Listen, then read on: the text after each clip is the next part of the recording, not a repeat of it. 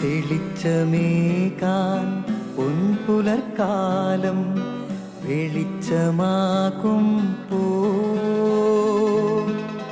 നുറുങ്ങുവെട്ടം പക്ഷിപരാഗം തെളിച്ചു കാട്ടും വരുന്നു ദൈവം മനസ്സിനുള്ളിൽ തിളക്കമേകിടാൻ തരുന്നു ധ്യാന പ്രകാശമാർക്കും വിളക്ക് വയ്ക്കും പോൽ നുറുങ്ങുവെട്ടം ഇറങ്ങിടട്ടെ ഹൃദന്തമെല്ലാം യുഗപ്രകാശത്താൽ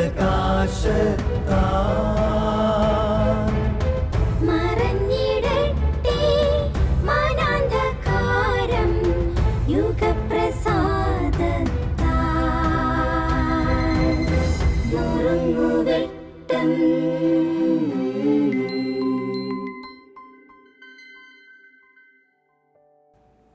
ഈശോ മിശിഹായ്ക്ക് സ്തുതിയായിരിക്കട്ടെ. നമ്മുടെ സഭയുടെ ആരാധനാക്രമത്തിലും ഭക്താനുഷ്ഠാനങ്ങളിലും വിശ്വാസ ആചാരങ്ങളിലുമൊക്കെ ഒരു പഠിപ്പീര് അടങ്ങിയിട്ടുണ്ട്. ഇത് ഞാൻ ഇങ്ങനെ പറയുമ്പോൾ നിങ്ങൾക്കത് എങ്ങനെ മനസ്സിലാവുമെന്ന് എനിക്ക് അറിഞ്ഞുകൂടാ. കാരണം നമ്മൾ ചെയ്യുന്ന കാര്യങ്ങളിൽ ഒരു പഠിപ്പീര് സഭ പാരമ്പര്യത്തിൽ തന്നെ ഉൾപ്പെടുത്തിയിട്ടുണ്ട്. ഒരു ലളിതമായ ഉദാഹരണം പറയാം. എൻ്റെ ഒരു ആഗ്രഹമുണ്ട് ഇനി വരുന്ന എപ്പിസോഡുകളിലൊക്കെ ചെറുതായിട്ടൊക്കെ അത്തരം കാര്യങ്ങൾ കൂടെ ഉൾപ്പെടുത്തിയാൽ കൊള്ളാമെന്ന്. ഞാൻ ചങ്ങനാശ്ശേരി രൂപതക്കാരനായ ഒരു അച്ഛനാണ്. ഞങ്ങളുടെ പ്രദേശത്ത്, എനിക്ക് അറിഞ്ഞുകൂടാ എല്ലാ പ്രദേശത്തും ഉണ്ടോ എന്നുള്ളത്, അതുകൊണ്ടാണ് സംശയം വെച്ച് ഞാൻ പറയുന്നത്. മരിച്ചതിൻ്റെ ഓർമ്മ കുർബാന കഴിയുമ്പോൾ, അത് 7ൻ്റെ അന്നാണെങ്കിലും 21, 40 ആണ്ട് കുർബാന ഒക്കെ ആണെങ്കിലും, കുർബാന കഴിഞ്ഞിട്ട് ക്ഷണിക്കപ്പെട്ടവർക്ക് നമ്മൾ ഭക്ഷണം കൊടുക്കും. അത് പാരിഷ് ഹാളിലോ വീടിൻ്റെ മുറ്റത്തോ ഒക്കെ ഭക്ഷണം കൊടുക്കാറുണ്ട്. ആ ഭക്ഷണത്തിൽ ഉറപ്പായിട്ടും ഉള്ള ഒരു മെനു ഉണ്ട്. നിങ്ങൾക്ക് ആർക്കെങ്കിലും നിങ്ങളുടെ പ്രദേശത്തുണ്ടെങ്കിൽ പറയാമെങ്കിൽ നല്ലതാണ്. എന്താണ് ആ മെനു? ഉണ്ണിയപ്പമോ നെയ്യപ്പമോ അലുവയോ കാണും. അതിൻ്റെ കൂടെ പഴവും കാണും.